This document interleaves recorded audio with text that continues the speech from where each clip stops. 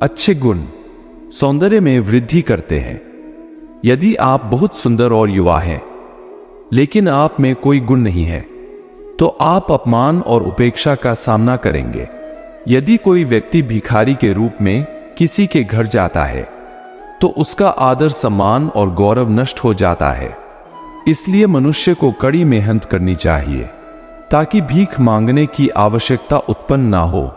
भूसे का एक तिनका और कपास इस दुनिया में सबसे हल्की चीज, लेकिन एक भिखारी लाक्षणिक रूप से इन दोनों से भी हल्का होता है।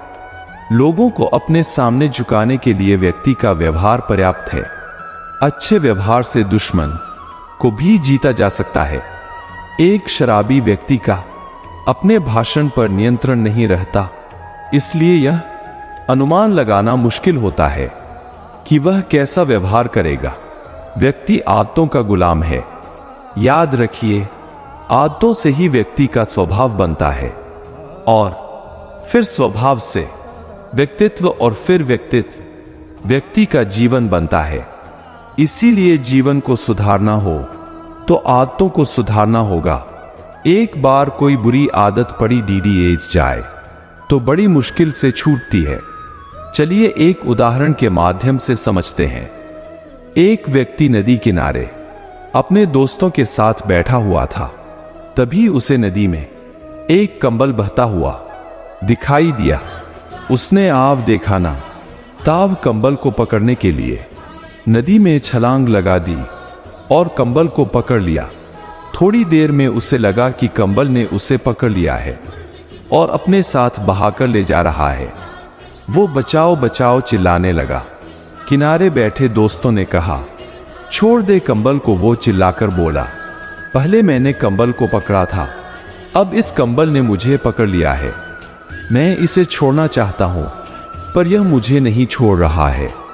वह कंबल वास्तव में कंबल नहीं, भालू था, जो ऊपर से देखने पर कंबल जैसा प्रतीत हो रहा था। उस भालू ने उसे जकड़ लिया था। ऐसे ही बुरी आदतें होती हैं। पहले हम उनको पकड़ते हैं, फिर वो हमको पकड़ लेती है और अपने साथ बहाकर ले जाती है। हम चाहकर भी उनसे अपना पीछा छुड़ा नहीं पाते। कोई भी बुरी आदत छोड़ने के लिए 42 दिन तक अभ्यास करना पड़ता है और कोई भी अच्छी आदत अपना के लिए 21 दिन तक अभ्यास करना होता है। इसलिए अच्छा हो कि जब आदत ही बनानी हो तो अच्छी आदत ही अपनाई जाए। कंजूस व्यक्ति ने जीवन भर कंजूसी करके 5 करोड़ रुपए एकत्रित कर लिए। इस धन की बदौलत वह 1 साल तक बिना कोई काम किए चैन की बंसी बजाने के स्वप्न देखने लगा। लेकिन इसके पहले कि वह उस धन को निवेश करने का इरादा कर पाता, यमदूत ने उसके दरवाजे पर दस्तक दे दी। उस व्यक्ति ने यमदूत से कुछ समय देने की प्रार्थना की, परंतु यमदूत अड़ा रहा, टस से मस नहीं हुआ। व्यक्ति ने याचना की, मुझे 3 दिन की जिंदगी दे दो, मैं तुम्हें अपना आधा धन दे दूंगा। पर यमदूत ने उसकी बात पर कोई ध्यान नहीं दिया। उस व्यक्ति ने फिर प्रार्थना की, मैं आपसे 1 दिन की जिंदगी की भीख मांगता हूं, इसके बदले आप मेरी वर्षों की मेहनत से जोड़ा गया पूरा धन ले लीजिए। यमदूत फिर भी अड़िग रहा। तमाम अनुनय विनय के बाद उस व्यक्ति को यमदूत से सिर्फ इतनी मोहलत मिली कि वह एक संदेश लिख सके। लिखा, जिस किसी को भी यह संदेश मिले उससे मैं केवल इतना कहूंगा कि जीवन भर सिर्फ संपत्ति जोड़ने की फिराक में ना रहो। जिंदगी का एक एक पल पूरी तरह से जियो। मेरे 5 करोड़ रुपए भी मेरे लिए 1 घंटे का समय नहीं खरीद सके। राह पैसे कमाए पर जीवन का आनंद भी उठाए, क्योंकि मौका भविष्य में नहीं, उस व्यक्ति ने अपने संदेश में वर्तमान में है। लोग आपसे कभी संतुष्ट नहीं होंगे। रात के समय एक दुकानदार अपनी दुकान बंद ही कर रहा था कि एक कुत्ता दुकान में आया। उसके मुंह में एक थैली थी जिसमें सामान की लिस्ट और पैसे थे। दुकानदार ने पैसे लेकर सामान उस थैली में भर दिया कुत्ते ने थैली मुंह में उठा ली और चला गया। दुकानदार आश्चर्यचकित होकर कुत्ते के पीछे पीछे गया, यह देखने की इतने समझदार कुत्ते का मालिक कौन है। कुत्ता बस स्टॉप पर खड़ा रहा। थोड़ी देर बाद एक बस आई जिसमें वह चढ़ गया। कंडक्टर के पास आते ही अपनी गर्दन आगे कर दी। उसके गले के बेल्ट में पैसे और उसका पता भी था। कंडक्टर ने पैसे लेकर टिकट कुत्ते के गले के बेल्ट में रख दिया। अपना स्टॉप आते ही कुत्ता आगे के दरवाजे पर चला गया और पूंछ हिलाकर कंडक्टर को इशारा कर दिया और बस के रुकते ही उतर कर चल दिया। दुकानदार भी पीछे पीछे चल रहा था। कुत्ते ने घर का दरवाजा अपने पैरों से 2-3 बार खटखटाया। अंदर से उसका मालिक आया और लाठी से उसकी पिटाई कर दी। बेचारा चुप रहा। दुकानदार ने मालिक से इसका कारण पूछा। मालिक बोला, इसने मेरी नींद खराब कर दी, चाबी साथ लेकर नहीं जा सकता था। जीवन की भी यही सच्चाई है। आपसे लोगों की अपेक्षाओं का कोई अंत नहीं है। जहां आप छूके वहीं पर लोग बुराई निकाल लेते हैं और पिछली सारी अच्छाइयों को भूल जाते हैं। इसलिए आप अपने अच्छे कर्म करते चलो। लोग आपसे कभी संतुष्ट नहीं होंगे। सोच और समझ में अंतर एक डॉ चाहता है कि हर आदमी बीमार हो वकील चाहता है, कि हर आदमी झगड़ालू हो पुलिस चाहती है, कि हर आदमी जुल्मी हो ठेकेदार चाहता है, कि हर आदमी मजदूर हो। शराब का ठेकेदार चाहता है कि हर आदमी शराबी हो। बैंक चाहता है कि हर आदमी कर्जदार हो। नेता चाहता है कि हर आदमी भोला भाला और अनपढ़ हो। पुजारी चाहता है कि हर आदमी अंधविश्वास में डूबा रहे। तांत्रिक चाहता है कि हर आदमी भूत प्रेतों से डरता रहे। लेकिन एक शिक्षक ही है जो हमेशा चाहता है कि हर स्त्री पुरुष पढ़ा लिखा हो और जीवन में सफलता प्राप्त करके आगे बढ़े, जिससे वह स्वयं का, अपने परिवार का, मानव समाज का और देश का विकास करे। आइए पक्षियों से कुछ सीखें। रात को कुछ नहीं खाते, रात को घूमते नहीं, अपने बच्चे को सही समय पर सिखाते हैं। ठूस ठूस के कभी नहीं खाते। आपने कितने भी दाने डाले हो, थोड़ा खाक उड़ जाएंगे, साथ कुछ नहीं ले जाते। रात होते ही सो जाएंगे, सुबह जल्दी जाग जाएंगे। गाते चहक उठेंगे, अपने शरीर से खूब काम लेते हैं। रात के सिवा आराम नहीं करते। उनकी तरह परिश्रम करने से हृदय, किडनी, लिवर के रोग नहीं होते। अपना आहार कभी नहीं बदलते। बीमारी आई तो खाना छोड़ देंगे, तभी खाएंगे जब वे ठीक हो जाएंगे। अपने बच्चे को भरपूर प्यार देंगे। प्रकृति से उतना ही लेते हैं जितनी जरूरत है। एक बार एक ग्वालन दूध बेच रही थी और सबको दूध नाप नाप कर दे रही थी। उसी समय एक नौजवान दूध लेने आया तो ग्वालन ने बिना नापे ही उस नौजवान का बर्तन दूध से भर दिया। वही थोड़ी दूर पर एक साधु हाथ में माला लेकर मंकों को गिन गिन कर माल फेरता।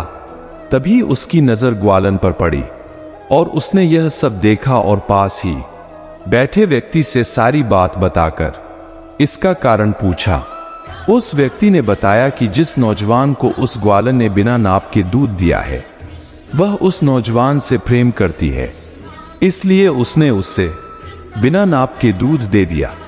यह बात साधु के दिल को छू गई और उसने सोचा कि एक दूध बेचने वाली ग्वालन जिससे प्रेम करती है तो उसका हिसाब नहीं रखती, और मैं अपने जिस ईश्वर से प्रेम करता हूं उसके लिए सुबह से शाम तक मन के गिन गिन कर माला फेरता हूं। मुझसे तो अच्छी यह ग्वालन ही है।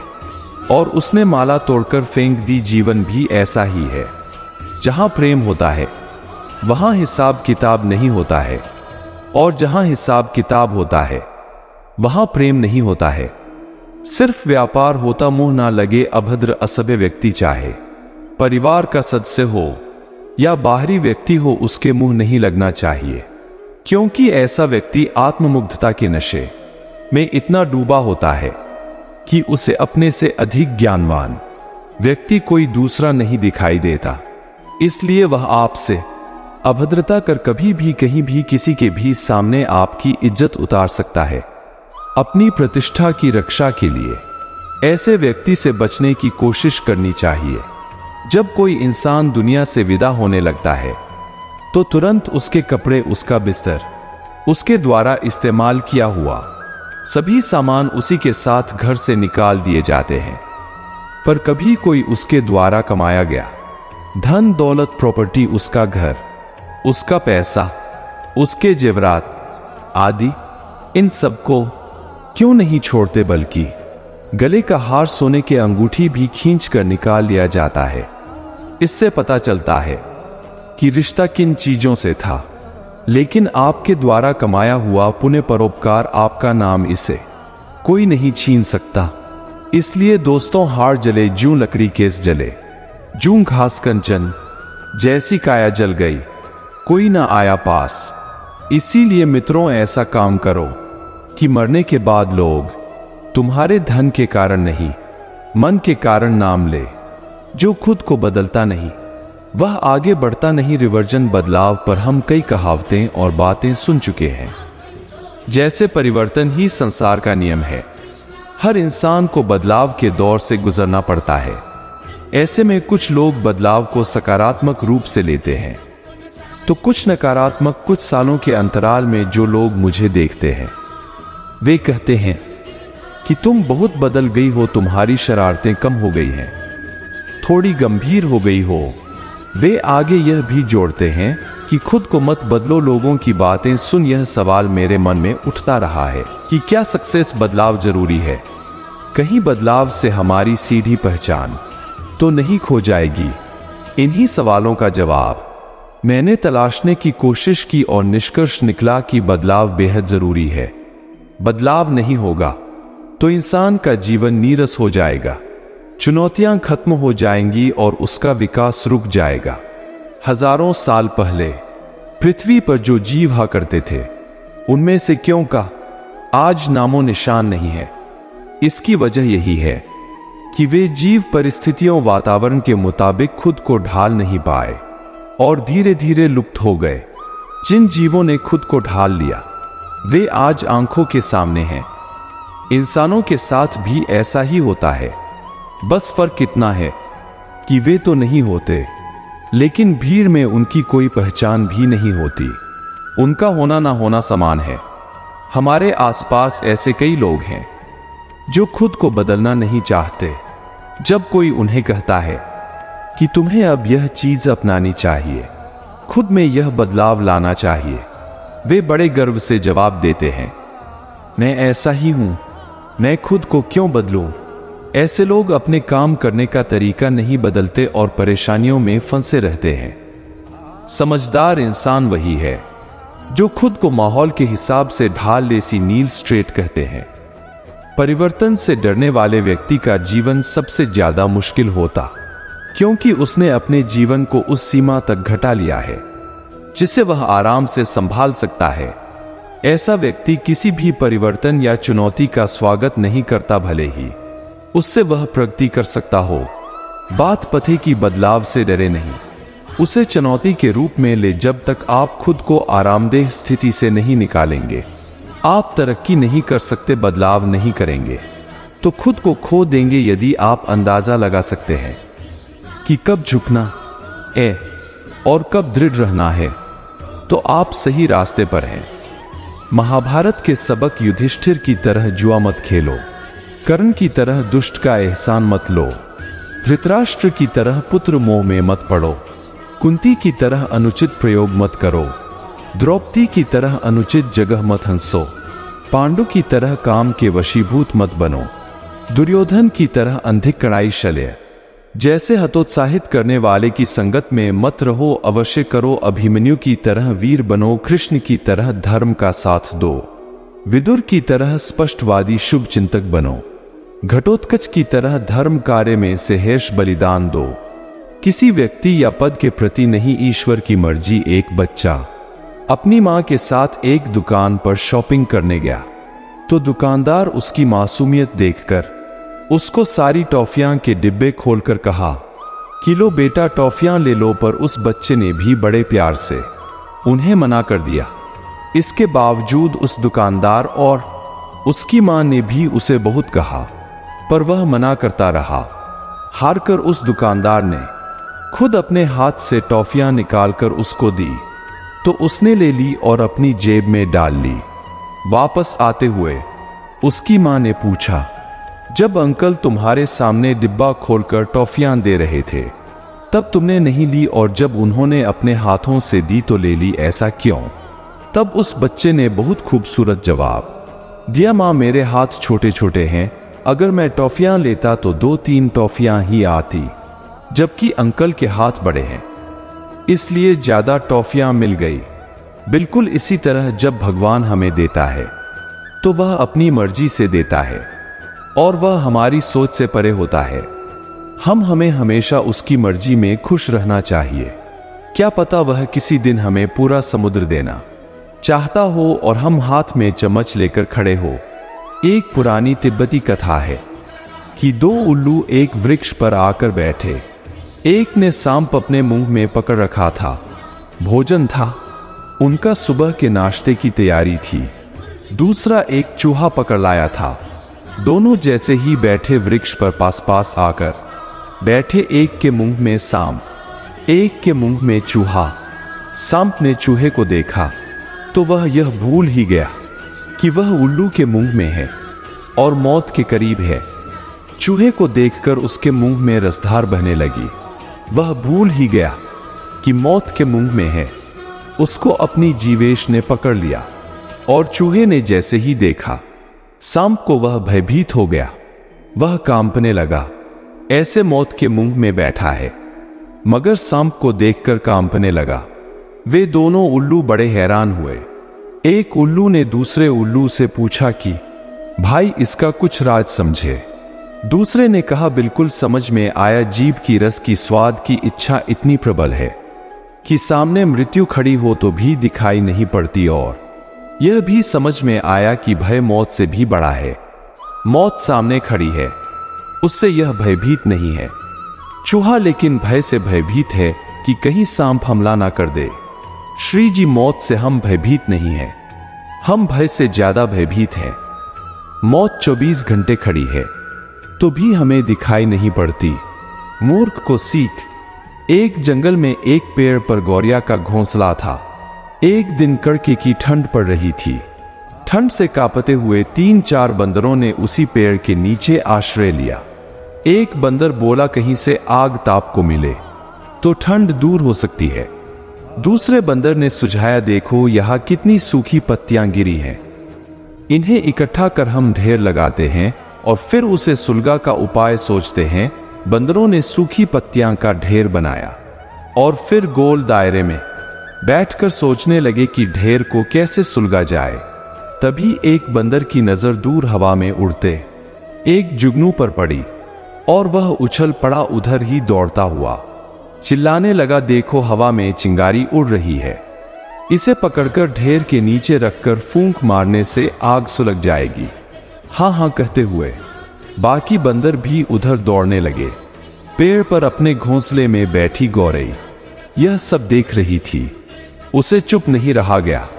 वह बोली, बंदर भाइयों, यह चिंगारी नहीं जुगनू है।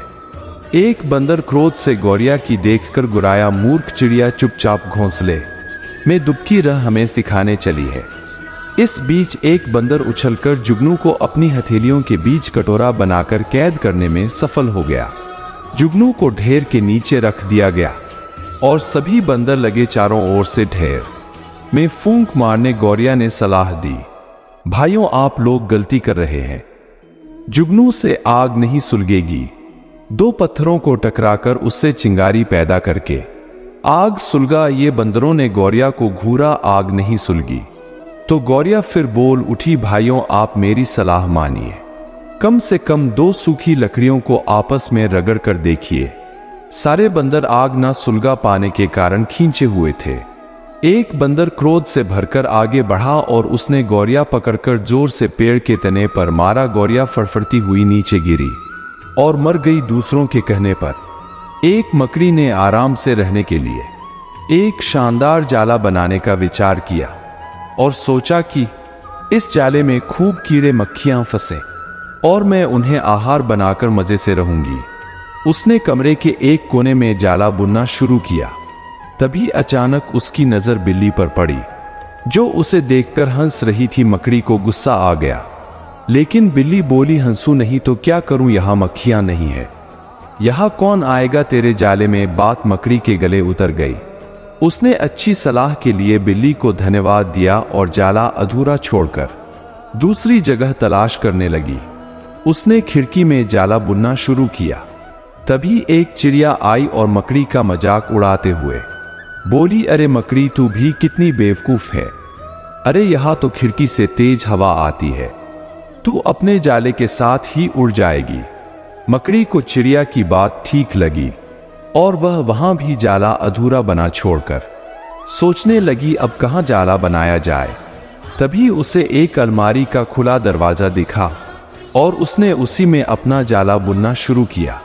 कुछ जाला बुना ही था, तभी उसे एक कॉकरोच नजर आया, जो जाले को अचरज भरी नजरों से देख रहा था।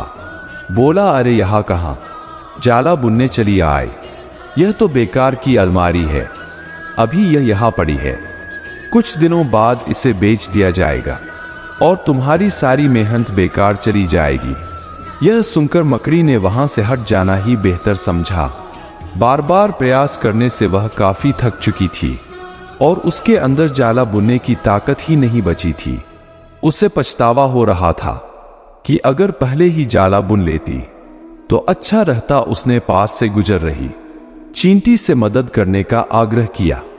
चींटी बोली, मैं बहुत देर से तुम्हें देख रही थी, तुम बार बार अपना काम शुरू करती और दूसरों के कहने पर उसे अधूरा छोड़ देती, और जो लोग ऐसा करते हैं उनकी यही हालत होती है।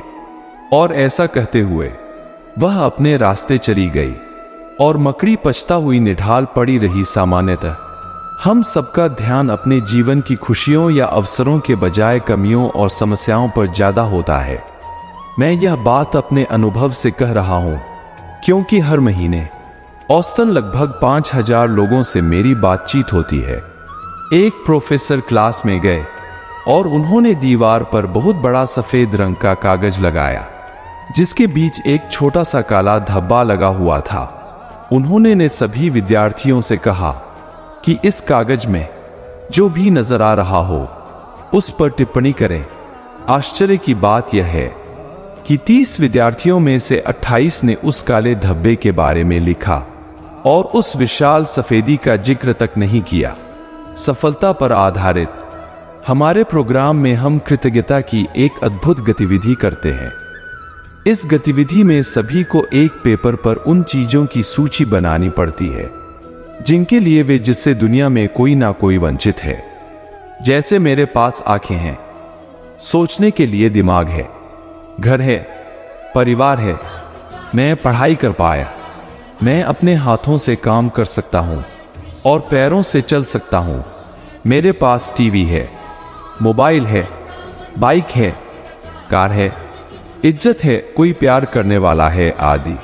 मैं आभारी हूं क्योंकि दुनिया में ऐसे करोड़ों लोग हैं जिनके पास यह नहीं है और इसका मोल वे ही समझते हैं। उसके बाद एक और शीट पर उन्हें तकलीफें लिखने को कहा जाता है। सब आश्चर्यचकित हो जाते हैं जब उन्हें यह एहसास होता है कि हमारी तकलीफों की सूची कृतज्ञता की सूची से बहुत ही छोटी है और लगभग नहीं के बराबर है। इसके बाद उन्हें एहसास होता है कि वे ढूंढ ढूंढ कर समस्या निकाल रहे थे, जबकि जीवन में खुश होने के लिए भी बहुत कुछ था। आप आज ही कृतज्ञता की सूची बनाइए। हर चीज के बारे में लिखिए जो आपके पास है, लेकिन दुनिया में अनेक लोगों के पास नहीं है। सूची में छोटी से बड़ी हर नेमत के बारे में लिखें।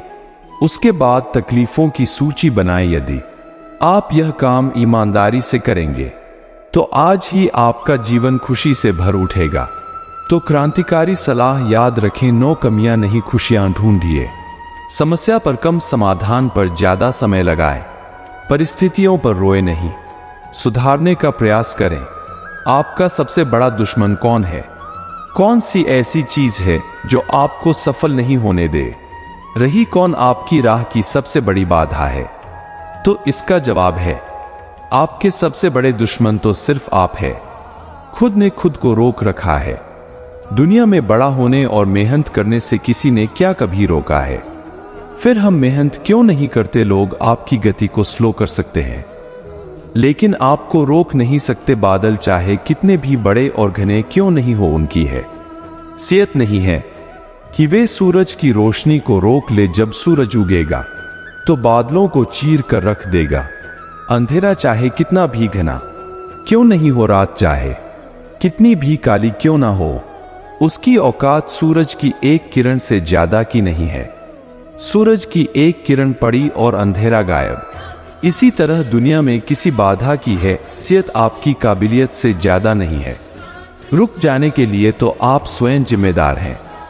आप एक्शन से ज्यादा बातें करते रहे, पसीना बहाने से ज्यादा घर में बैठकर सपने बुनते रहे, या फिर आने वाले कल से डरते रहे, तो दूसरा क्या कर सकता है? अर्थात अज्ञात का भय दुनिया का सबसे बड़ा डर है। इस भय का कोई आधार नहीं है, फिर भी सबसे कॉमन है। दुनिया को जीतने के लिए पहले खुद को जिताना होगा। जिसने खुद को जीत लिया उसने दुनिया को जीत लिया। आपको सिर्फ और सिर्फ एक को हराना है, खुद को। आपकी प्रतिस्पर्धा बाहर किसी से नहीं है, आपकी प्रतिस्पर्धा तो अपने आप से है। कल जो आपने परफॉर्म किया था उससे बेहतर आज परफॉर्म करना है, तो अपने इस दुश्मन को आज ही हराओ। वैल्यूज समय के साथ सीखा व्यवहार है। चरित्र व्यक्ति के जीवन का निर्माण नैतिक चरित्र और सिद्धांतों पर टिका होता है। चरित्र हमें जन्म से ही प्राप्त नहीं होता है, यह समय के साथ सीखा व्यवहार है। व्यक्ति मुसीबत के समय ही चरित्र निर्माण नहीं करता, बल्कि वह तो कहीं पहले से हो रहा होता है। मुसीबत के दौरान तो वह अपनी तैयारी का प्रदर्शन करता है। भविष्य के बारे में अच्छा सोचे और बोले। भविष्य के बारे आप कामयाब होने की उम्मीद रखते हैं तो कामयाब होंगे। आप अपनी उम्मीदों और भविष्य के बारे में अपने द्वारा इस्तेमाल शब्द से ही जान सकते हैं। भविष्य के बारे में हमेशा सकारात्मक सोचे और बोले। हर सुबह की शुरुआत इन शब्दों से करें कि मुझे यकीन है मेरे साथ आज अच्छा ही होगा। माफ ना करने से तनाव, बेचैनी होती है। आप सकारात्मक, आशावादी, उल्लास तब हो सकते हैं जब माफ करना आपकी आदत बन जाता है। इसके विपरीत माफी से इनकार करने से नाकामी, नकारात्मकता, गुस्सा, तनाव, बेचैनी होती है। माफ ना करके आप खुद को कैद कर माफी आपको आजाद करती है, अपने अंदर पैदा कर सकते हैं। विनम्रता या तो स्वाभाविक तौर पर आती है या धीरे धीरे जतन करने से अपने अंदर पैदा की जा सकती है। जब व्यक्ति सोचता है कि जो कुछ उसे मिला है वह उसकी योग्यता से कहीं ज्यादा है, तो इस भावना को विनम्रता कहा जाता है। जब आप विनम्र होने का ढोंग करते हैं तो आप इसे खो बैठते हैं। एक साधु राजा के पास पहुंचा। राजा ने साधु से कहा, लज्जा किस बात की है? भगवान कहिए, मैं आपकी क्या सेवा कर सकता हूं? फिर संकोच मिश्रित भाषा में साधु ने कहा, मेरी इच्छा आपके कोषागार को देखने की है। राजा साधु को लेकर कोषागार में पहुंचा। हीरे, पन्ने, मोती, माणक, नीलम आदि रत्नों का संग्रह और भंडार देखकर साधु ने राजा प्रश्न किया, इन पत्थरों का क्या करते हैं? आप इन पत्थरों से आपको कितनी आय होती है? राजा बोला, महाप्रभु, इनसे आय नहीं होती। इनको सुरक्षित रखने के लिए बराबर व्यय करना पड़ता है, पहरेदार रखने पड़ते हैं। यह रत्न बहुमूल्य हैं, चोरी हो जाने का भय रहता है। साधु ने कहा, आप मेरे साथ आइए, मैं आपको इनसे भी बहुमूल्य और अत्यंत बेशकीमती पत्थर दिखलाता हूं। राजा यह सुनकर साधु के साथ चल पड़ा। साधु राजा को एक झोपड़े में ले गया। वहां एक विधवा वृद्धा रहती थी। उस झोपड़े के एक कोने में आटा पीसने की चक्की पड़ी थी। उस चक्की से वह दूसरों का आटा पीसकर अपना पेट पालती थी। साधु ने चक्की के पत्थरों की ओर संकेत करते हुए कहा, राजन, तुम्हारे उन उपयोगहीन पत्थरों से तो यह चक्की के पत्थर बहुमूल्य हैं। क्योंकि इनसे यह विधवा अपना जीव को उपार्जन करती है। यह पत्थर इसके जीवन का आधार है। आपके पत्थरों पर तो उल्टा व्यय होता है। राजा मस्तक झुकाए मौन खड़ा था। साधु पुनः बोला, नरेश, वस्तु का मूल्य उसकी सुंदरता एवं संग्रह में नहीं, उसकी उपयोगिता में है। दुख को त्यागो। दुख से लगाव होना एक रोग है, यह प्राकृतिक नहीं है। एक बात याद रखो, मानवता पर रोग हावी रहा है। जो गीत गा सकता है, जो नाच सकता है, वह नाचेगा, गाएगा, उत्सव मनाएगा। लेकिन जो नाच नहीं सकता, वह कोने में पड़ा रहेगा और योजनाएं बनाएगा कि दूसरों पर कैसे हावी हुआ जाए। वह कुटिल बन जाएगा। जो रचनाशल है वह रचे, जो नहीं रच सकता वह नष्ट करेगा, क्योंकि उसे भी तो दुनिया को दिखाना है कि वह भी है। जो व्यक्ति प्रेम नहीं कर सकता वह हमेशा नकारात्मकता पर ही जोर देगा। वह हमेशा तुमसे कहेगा, अगर तुम प्रेम में पड़े तो दुख उठाओगे। जब भी तुम दुख का सामना करोगे तो तुम्हें वह व्यक्ति याद आएगा कि वह सही कहता था। एक स्वाभाविक प्रवृत्ति होती है कि मनुष्य रोगों के प्रति ज्यादा सचेत होता है, ना कि स्वास्थ्य के प्रति। जब तुम स्वस्थ हो तो तुम अपने शरीर को भूल जाते हो, लेकिन जैसे ही अस्वस्थ होते हो देह को नहीं भूल पाते। जब तुम प्रेम में होते हो और खुश होते हो तो उसे भूल जाते हो, लेकिन जब संघर्ष, नफरत और गुस्सा होता है तो तुम उसे बढ़ा चढ़ाकर पेश करने लगते हो। दुख के प्रति अपनी आसक्ति त्याग दो, जीवन से प्रेम करो और अधिक खुश रहो।